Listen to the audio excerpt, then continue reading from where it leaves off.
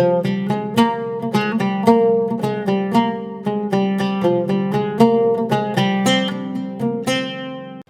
Friends, welcome to Great Indian Kitchen. இன்றைக்கி நம்ம சேனலில் நல்ல சுவையான பன்னீர் கிரேவி எப்படி பண்ணுறதுன்னு பார்க்கலாங்க. இது தோசை, சப்பாத்தி, நான் அப்புறம் வெரைட்டி ரைஸ் எல்லாத்துக்குமே ஒரு சூப்பரான சைடிஷ்ஷாக இருக்கும். ஸோ கண்டிப்பாக ஒரு தடவை ட்ரை பண்ணி பாருங்கள். வீடியோக்குள்ளே போகிறதுக்கு முன்னாடி நம்ம சேனல் கிரேட் இந்தியன் கிச்சனை சப்ஸ்கிரைப் பண்ணிக்கோங்க. கூடவே இருக்க பெல் சிம்பலையும் கிளிக் பண்ணிக்கோங்க. இப்போ வாங்க வீடியோக்குள்ளே போகலாம். ஃபஸ்ட்டு இந்த ரெசிபி பண்ணுறதுக்கு பன்னீரை நெய்யில் வறுத்து எடுத்துக்கலாங்க.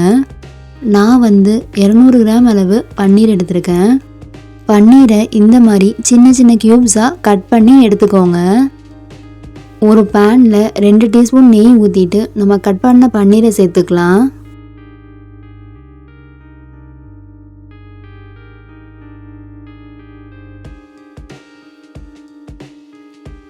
ஸ்டவ்வை மீடியம் ஃப்ளேமில் வச்சுட்டு எல்லா பக்கமும் நல்லா செவந்து வர மாதிரி திருப்பி போட்டு ரோஸ்ட் பண்ணுங்க. 5 மினிட்ஸில் நல்லா ரோஸ்ட் ஆகிடும்.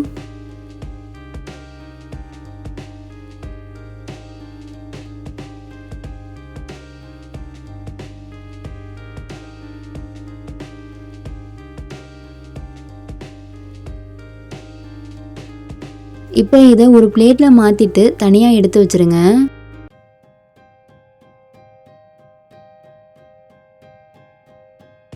அடுத்து ஒரு கடாயில் 4 டேபிள் ஸ்பூன் எண்ணெய் சேர்த்துக்கோங்க.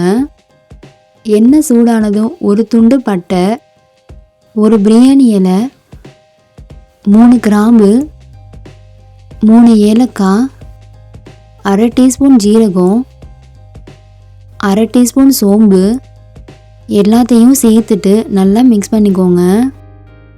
அடுத்து இதில் 3 பெரிய சைஸ் வெங்காயத்தை நல்லா பொடியாக கட் பண்ணி சேர்த்துக்கோங்க.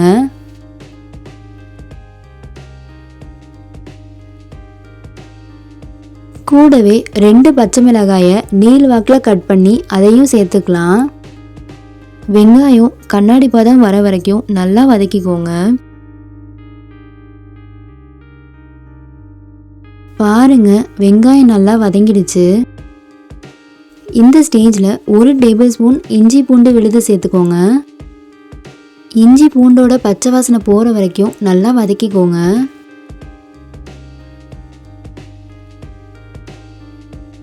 இப்போ தேவையான மசாலா எல்லாம் சேர்த்துக்கலாம்.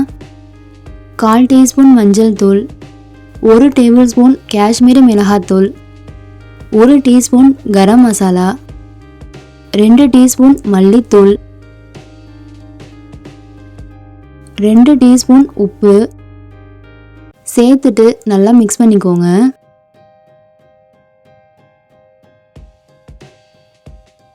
இப்போ இதில் தக்காளி பேஸ்ட்டை சேர்த்துக்கலாம். நான் 2 தக்காளியை நல்லா பேஸ்ட்டாக அரைச்சி சேர்த்துருக்கேன். இது கூடவே 1 கப் அளவு தண்ணி சேர்த்துக்கோங்க. நான் தக்காளி அரைச்ச மிக்ஸி ஜார்லேயே தண்ணி சேர்த்து அதை ஆட் பண்ணியிருக்கேன்.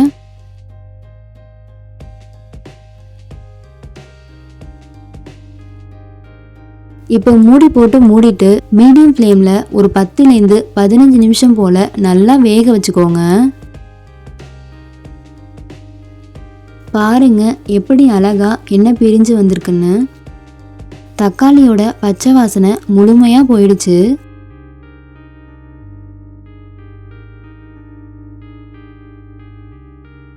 இந்த ஸ்டேஜில் நம்ம ஏற்கனவே வறுத்து வச்சிருக்க பன்னீரை சேர்த்துக்கலாம்.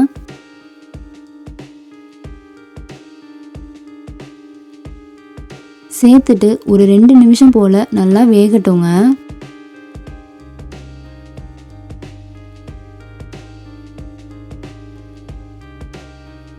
கடைசியாக கொஞ்சம் கொத்தமல்லியை பொடியாக நறுக்கி சேர்த்துட்டு ஸ்டவ் ஆஃப் பண்ணிடுங்க.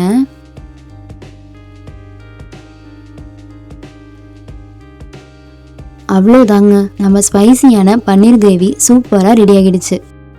பாருங்க எவ்வளோ அழகாக ரொம்ப கலர்ஃபுல்லாக இருக்குல்ல. கலர் மட்டும் இல்லைங்க, இதோட டேஸ்ட்டும் ரொம்ப சூப்பராக இருந்துச்சு. ஸோ நீங்களும் இந்த ரெசிபியை ட்ரை பண்ணி பாருங்கள். ட்ரை பண்ணிவிட்டு உங்கள் ஃபீட்பேக் என்னென்னு கமெண்ட் செக்ஷனில் சொல்லுங்கள். இந்த வீடியோ உங்களுக்கு பிடிச்சிருந்தா லைக் பண்ணுங்கள், ஷேர் பண்ணுங்கள், சப்ஸ்கிரைப் பண்ணுங்கள். தேங்க்யூ. பை.